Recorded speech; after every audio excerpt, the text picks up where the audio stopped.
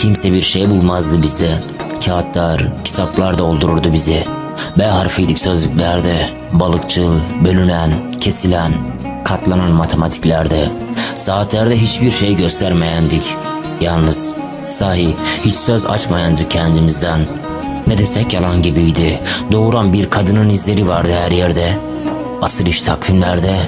Çevirin takvimleri, anlamı ağır olan gözlükleri. Ekim, Kasım aylarını özellikle, kirli kış göklerini, kaybolan şehirleri. Bir adam, güneşten bir kadın dişlerinde. Neyse ki biz Eylül'lükte bitmezdik resimlerde. Sırasız, dengesiz, yapraksız öyle. Hem vardık, hem de yoktuk.